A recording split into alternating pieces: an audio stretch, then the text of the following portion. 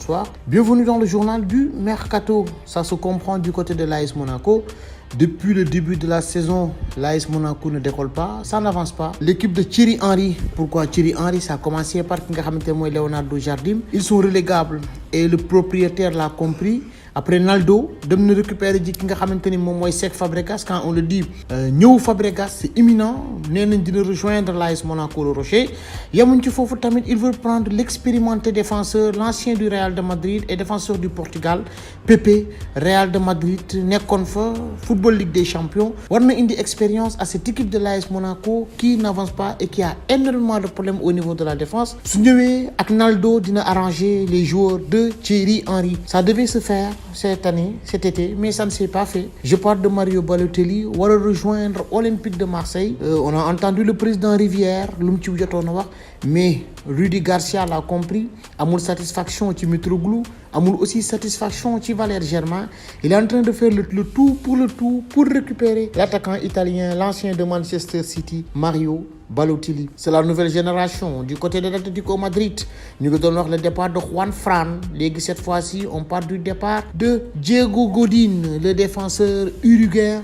Mouna am quitté fi nga xamanteni mom moy Atlético Madrid wara rejoindre l'Inter de Milan. Diego Godin mi nga xamanteni bi ni il fait partie des tauliers de cette équipe de l'Atlético Madrid, de cette équipe de Antoine Griezmann. Ñu ngi dem en Allemagne, Benjamin Pavard après une très bonne Coupe du monde, le joueur de Stuttgart en fin d'année, je dirais même en fin de saison, l'été prochain en quelque sorte, on va rejoindre cette équipe du Bayern de Munich. On a demandé la question à Rummenigge, est-ce que vous êtes intéressé par le défenseur français, le polyvalent défenseur français? Il a dit qu'il ne veut pas voir Pavard dans son équipe. Lolo, ça en dit long. Benjamin Pavard va rejoindre l'équipe Bayern de Munich. Et ce qui est officiel, le milieu de terrain offensif de Flamengo, Lucas Paqueta, rejoindre le Milan AC pour un montant de 35 millions d'euros. Wagner Diaz, Gonzalez, abal nañ ko, Saint-Etienne abal nako, équipe bi nga xamanteni bi mom moy Nancy. Et toujours mën nañ wax ni Klein aussi latéral au Liverpool rejoindre na équipe bi nga xamanteni mom moy Bournemouth sous forme de prêt. Yi nga xamanteni bi aussi war nañ ko mëna wax Maurizio Sarri, l'entraîneur de Chelsea, réclame un attaquant parce que rendement Alvaro Morata do ya tuko. Dañuy continuer toujours en termes de bruit. Julian Weigl, priorité du Paris Saint-Germain.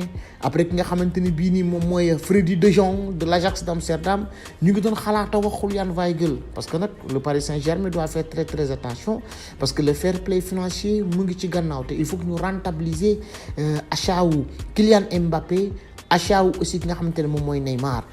Ils veulent prendre un joueur qui ne coûte pas cher, mais le Borussia Dortmund ne veut pas lâcher son milieu de terrain Julian Weigl, barré par aussi Axel Witsel, parce que Weigl jouait beaucoup de matchs, mais cette année, on a vu qu'avec l'arrivée de Axel Witsel, il ne joue plus beaucoup de matchs. Et Julian Weigl, Thomas Tuchel, l'entraîneur du Paris Saint-Germain, parce que entraîné toujours en termes aussi de bruit de couloir.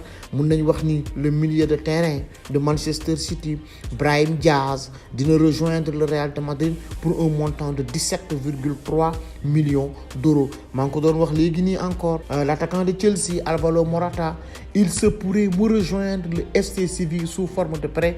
Morata qui avait réalisé une saison extraordinaire avec cette équipe de la Juventus de Turin. Il est reparti au Real de Madrid, ça n'allait pas trop. Moudem Chelsea, les performances de Alvaro Morata répondront. On comprend pourquoi Maurizio Sarri veut récupérer un autre attaquant. N'endiap aussi que Adrien Rabiot, enfin sa maman Véronique, trouver une solution. Un moment annoncé du côté de Tottenham, il se pourrait que Adrien Rabiot rejoindre cette équipe du Football Club de Barcelone. Faudra aussi reconnaître aussi que Doucouré, Paris Saint-Germain, Bougol Noko. On parle aussi d'un échange. Boumoudubi, bi nga xamanteni bi ni wax nañ ko mom moy Ensoki ak Nkunku dem fele nga xamanteni mom moy Ajax d'Amsterdam et les dirigeants bataves joxe ki nga xamanteni bi mom moy Frenkie de Jong. Et c'est tout pour aujourd'hui. On se retrouve pour un autre numéro de Journal du Mercato sur www.sportinter.tv.